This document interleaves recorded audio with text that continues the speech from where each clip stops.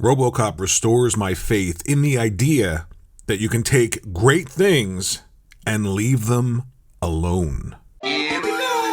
Welcome back to another video. If you were around in the 80s, and I don't mean like you were 5 or 10, I mean you were old enough to understand what the hell was going on and appreciate all of the great things that happened in the 80s, the best movies, the best music, the best fashion, the best almost everything.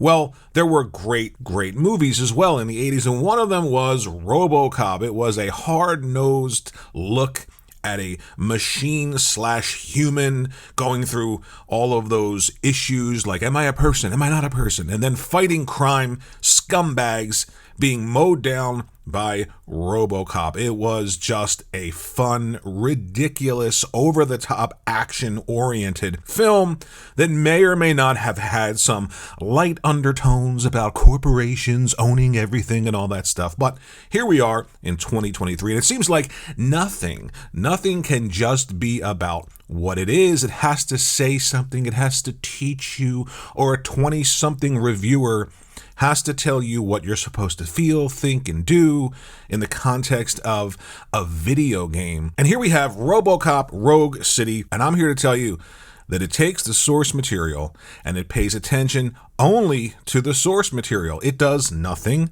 but give you an experience that the movie gave you. You play as RoboCop.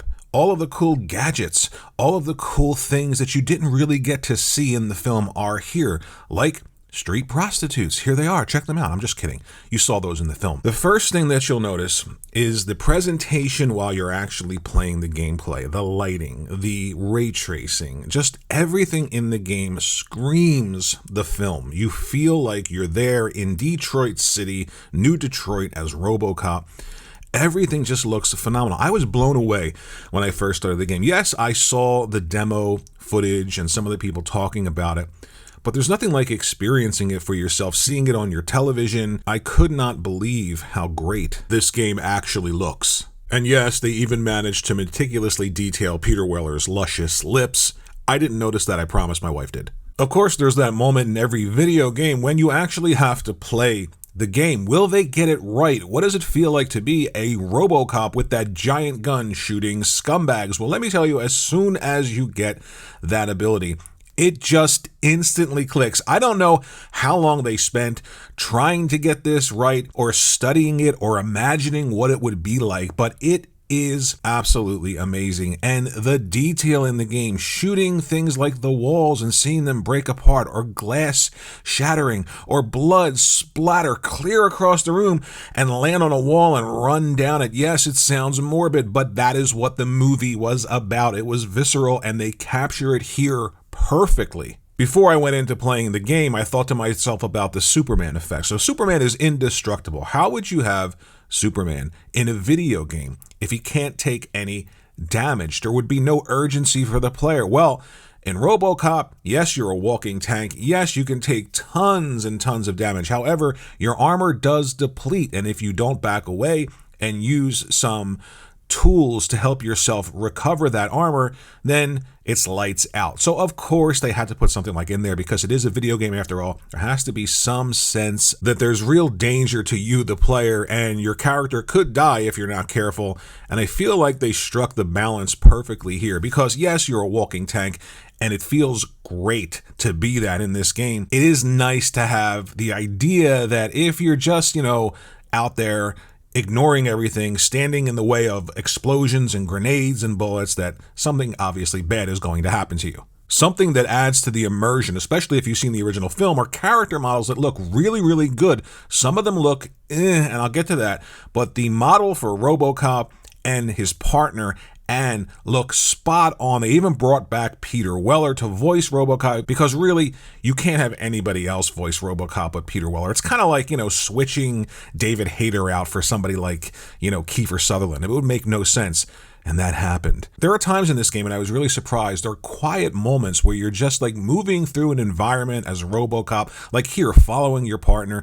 The lighting and the detail really grounds you in this environment. You feel like something is about to happen, and it really adds to the immersion level, because constant action was something I'd be worried about.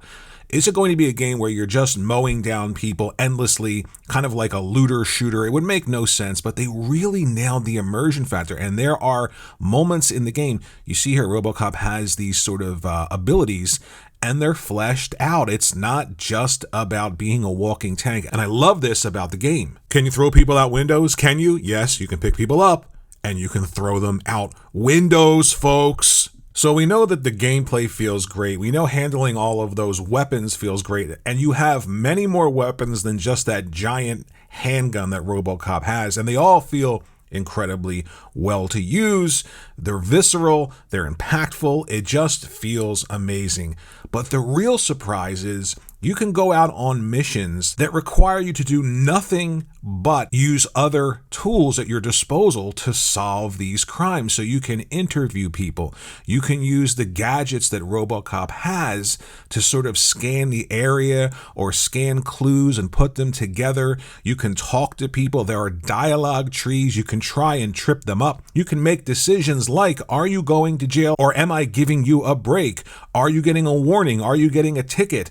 And this city, while you're walking around it, isn't this huge open world type of city, but they're open areas and it feels like you're in the film. Look at this. This is a scene right out of the film when you're walking to the gas station. That kid's behind there studying. That guy comes up, tries to rob him. Robocop pulls up, shoots. The gas explodes. He walks out of it. Doesn't happen here, but that feeling is here in this game. And I just cannot say enough about how much attention to detail is in this game. And the switch here to this type of gameplay is what makes the game so much more engaging, because you have those really, really amazing firefights.